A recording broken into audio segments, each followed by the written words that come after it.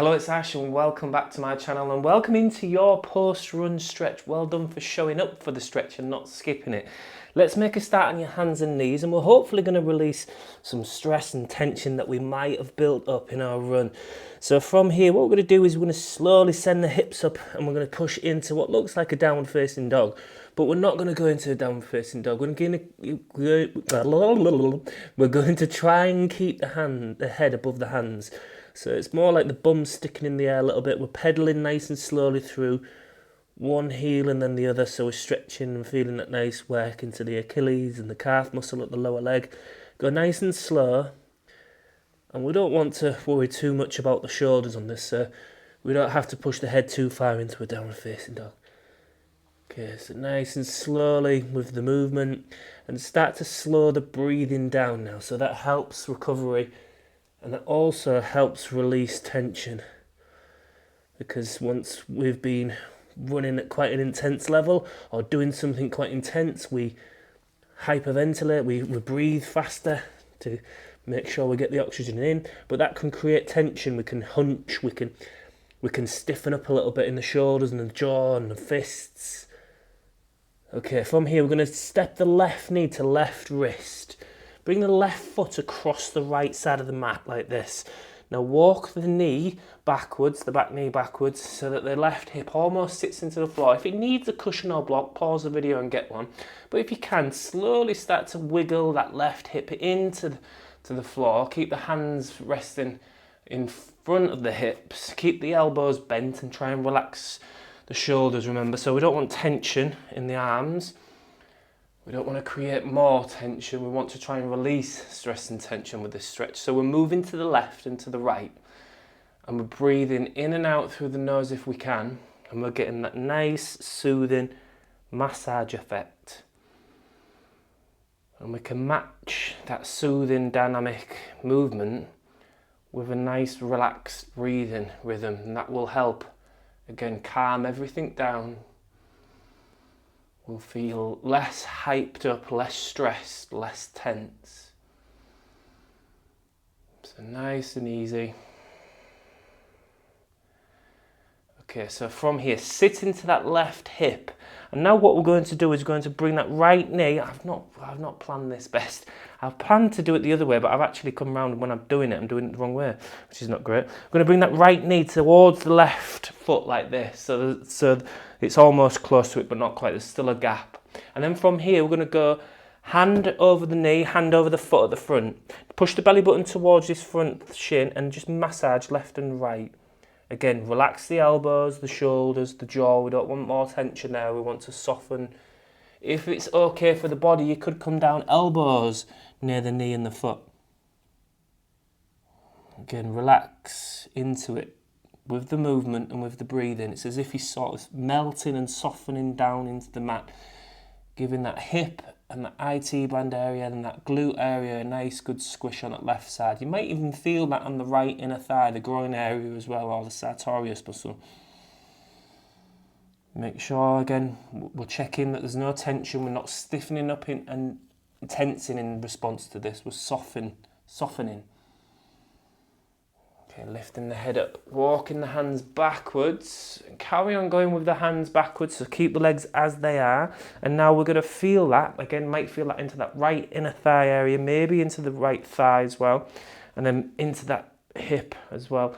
Now, left leg's in front, we're going to bring that right arm up and over, reach it up to the sky, opening up the ribs and getting a twist through the back and the torso. And then if we can, we maybe carry on looking up and reaching it further backwards behind us over that left shoulder. That should really open up that right thigh, right torso area, twisted into that middle back area. And then just slowly take a nice breath in. And as you breathe out, just gently start to bring that hand back down, right hand towards the right hip, and then sit into that right hip a little bit more, open up that right hip, twist and look over that right shoulder, bring the left arm up nice and slowly as if you're bringing it over the right shoulder, open up the left side of the body, take a breath in. And as you breathe out, come back all the way over through to the center. Hands behind the hips, bring that right leg now all the way around so it's in front. And the left foot touches the right inner thigh almost. Keep a slight bend in the knee. We don't want to stretch and floss that sciatic nerve. And then you don't have to worry about pulling the toes up. I'm going to start to walk the hands by the side of the leg and just start to move the hips left and right as if you're sort of inching your way down. But as you're doing that, you're pushing your belly button in towards your thigh. You should feel a really good stretch. Again, about 7 out of 10, don't force it, don't be aggressive. 7 out of 10 stretching the back of the thigh, so the hamstring area. Breathe. So upper body, shoulders, facial muscles should all be soft and loose and relaxed. Nice and gentle sway to the left, to the right as you sort of melt downwards again. And lifting the head and chest. This time take hold of the right toes with the right hand. If you need to bend the leg more to get that, let's do that. When they're really focusing on that calf and hamstring area. And then use the left hand into the floor, and then we're slowly massaging and pulsing with this. So you should feel a good stretch in that right calf, right Achilles area. Use that left hand to sort of push into the floor as you pull back, and that should feel like it gets a really good stretch. But again, don't force it, don't go into an 8 or a 9 out of 10. We don't want to damage the body. It's all about helping the body feel lighter and refreshed and less tense. We can do that with the movement massage that we're giving it and the breathing. Okay, hands behind the hips, and then start to come back onto your hands and knees. Feel the after effects. Can you feel how much lighter one side feels compared to the other? Okay, back into that sort of half downward dog, half press up position. Start to pedal nice and slowly. And then looking up towards the hands, bring the right knee to right wrist. Step the right foot across the mat. Walk backwards with the hips as you wiggle down in towards this right hip. If you need a cushion or a block, you can do that. And again, we move and we wiggle to the left, to the right. Just check the shoulders and the elbows. Don't lock them out. Wiggle the jaw, smile, relax the tension from the face. It all helps. How was your run?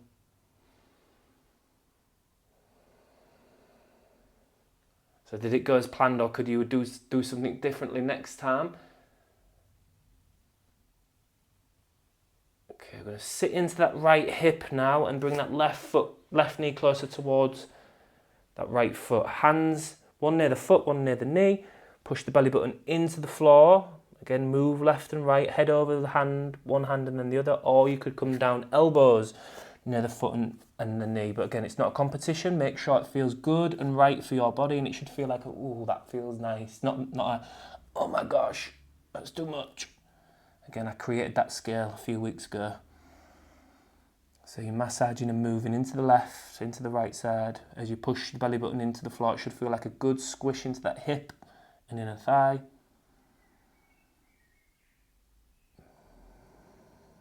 Okay, and then walking, hands back up nice and slowly behind the hips. Again, working into that that left thigh, We're going to bring that left arm up and across over the right shoulder, open up the left ribs and torso area. Again, reach, relax the right shoulder, take a breath in. As you breathe out, bring that hand down. Left hand near the left hip, bring the right hand up, open up this other side. It might feel a bit stiffer in the hips. Don't reach and don't force it too much. Remember, 7 out of 10, take a breath in. And then as you breathe out, again, hands behind the hips, straighten this left leg all the way around. Keep a bend in that knee. Let's get into the hamstring. Don't worry about pulling the toes up.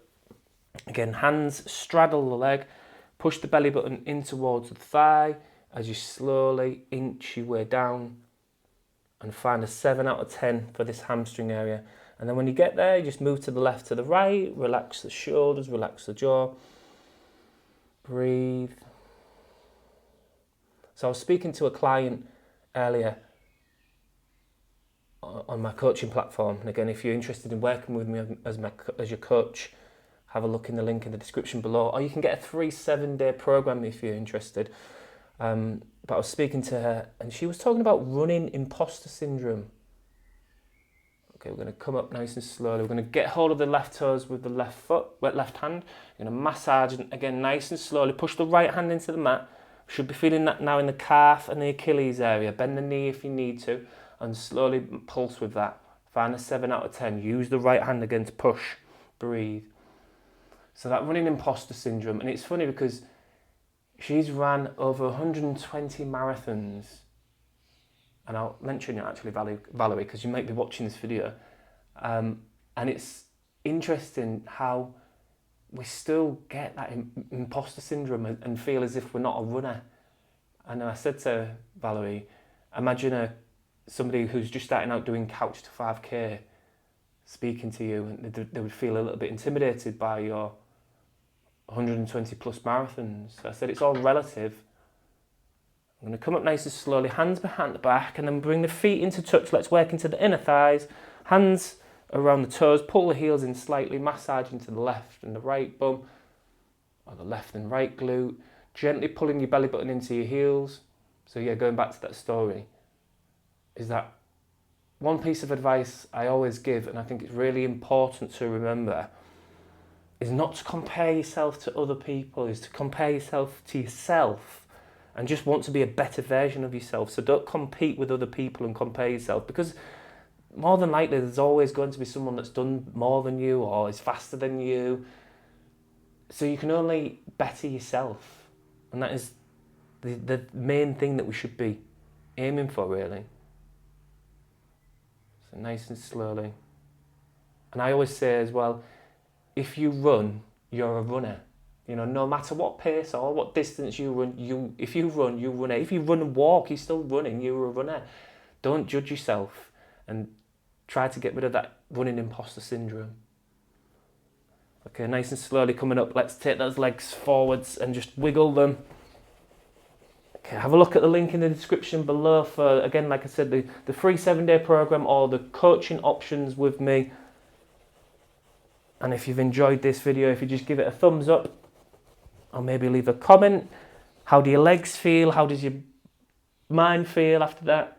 So well done for not skipping it. I hope you've managed to release some tension from this session. Well done for being here, showing up for your mind and your body.